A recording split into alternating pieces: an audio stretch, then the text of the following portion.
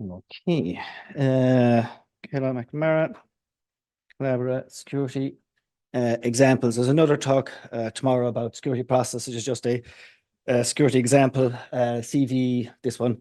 It's about hyperlinks. We support hyperlinks. We got plenty of ordinary protocols in there. You can click on them in documents and in Edit Engine, and also Calc has a hyperlink formula, which is different, where you click on the cell. But it all feeds into the same hyperlink support.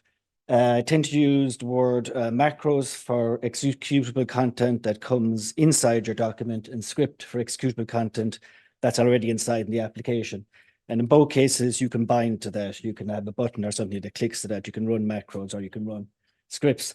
Traditionally, OpenOffice only cared about macros as being an issue for security. They were quite confident that their scripts that were built into OpenOffice were secure. So you could bind to such things and there would be no warning. But over time, it turned out to be not true. So these are all security issues that arose because we decided that scripts were secure and macros were insecure. So we decided to rethink that and decide that anything that could launch something executable, whether it be inside in the document or already be inside in something that was bundled in the application, was hazardous for all those reasons. So anything you click on now, any document that includes these kind of potentially executable features of any kind should give you this warning dialog in the classic case, or not executable at all in the online case. And for better for worse, and it's just part of the model, if you have a new document and you put scripts and macros or whatnot into it, they just execute straight away because you have added them as the user, which means that when you have a new document, your new document is considered to be secure for that perspective because you've just created it. You don't get a warning when you add something into a freshly created document, which means that you have to distinguish between these two cases.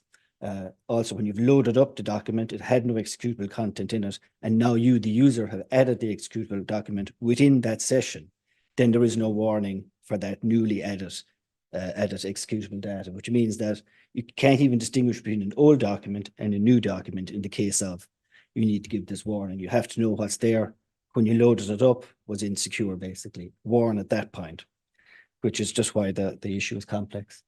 Anyway, back to hyperlinks. There's a lot of other obscure protocols that exist listed here, which do things that are not part of typical hyperlink stuff. So despite having all these lockdowns and whatnot, it turns out that you can create hyperlinks that will basically allow dialogues to appear. You can like run the unit commands. You can actually ask it to pop up to hyperlink dialogue, for example, or a whole bunch of other things. Totally unexpected. I thought this was totally unexpected, but apparently there's a whole class of people who use this in Calc for clicking on the hyperlink cell in Calc to do something. So all these obscure protocols exist. I can't believe any of this was an explicit choice, but there's a whole cascade of multiple features that existed that nobody thought about could be combined together in a certain way to circumvent the entire possibility of this dialogue that tells you that there is dangerous, hazardous content in your document. So you can put them together, you can chain them together, you can have something that pops up the dialogue, and then you can pass in what you'd like that dialogue to start off with and get it to execute it. So you can chain these issues together to give you a kind of an exploit. But that's all right, says I, because you have to actually explicitly click on these things. But it turns out that the control click stuff had been turned off explicitly for Calc because somebody enjoyed this feature so much. So the extra kind of user interface layer of protection was also stripped away. And so the resolution is that you take all of these things that launch hyperlinks through the user interface, you bring them all together into one certain place through another wrapper around this. You add another little dialogue that says that defaults to no. It all works okay for these cases. You now get the warning about that.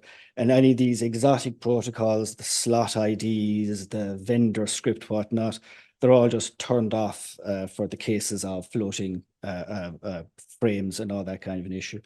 Thanks to our reporter for doing this, for responsibly reporting, so that we had an opportunity to fix this in a timely manner without panic and whatnot. So thanks to Reginaldo for letting us know and giving us time to fix it. Thanks for Calc, Tayak, especially for just his insight into what people expect Calc to do. And yeah, thank you.